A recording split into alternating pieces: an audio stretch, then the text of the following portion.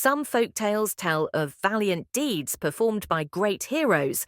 An example is the Japanese story of Tokoyo and the sea monster. Others explain how things came to be. The Welsh tale of the silver cows and the water lilies is one such story. A third group tells how the weak and helpless defeat the strong and powerful. This does not always happen in real life, but it does happen in folk tales. An example is this East African story of the Maskini and the Tajiri. Every evening, the Tajiri, or rich man, sat down to a hearty meal prepared for him in his own kitchen. The food that was left over would have been enough to feed a whole family, but the Tajiri was extremely stingy. The leftovers from his table went to his pigs to fatten them up for later use. The Maskini, or poor man, lived on simple fare.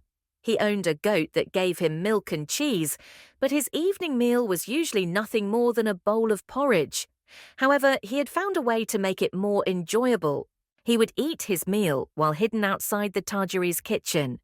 There, wonderful smells came wafting through the open window.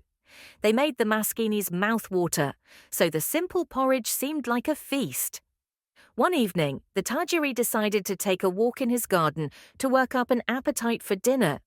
He saw the Maskini sitting outside the kitchen window. As the Tajiri watched, he saw the Maskini inhale deeply. A blissful look came over the poor man's face. "How dare he help himself to my smells?" thought the Tajiri. He ordered his servants to seize the Maskini and escort him to the village jail. A few days later, the Maskini was summoned before the court that met weekly in the village centre.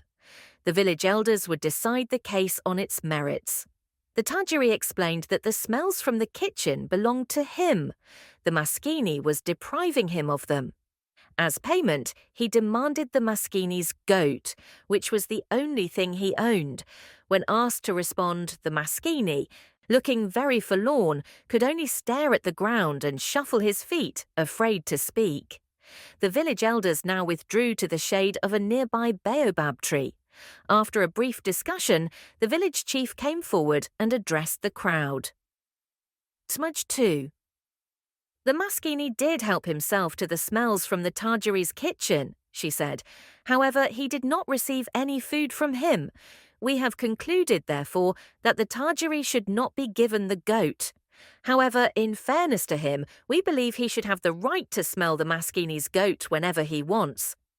The Tajiri was furious. He left without saying a word. But the people of the village approved the court's decision.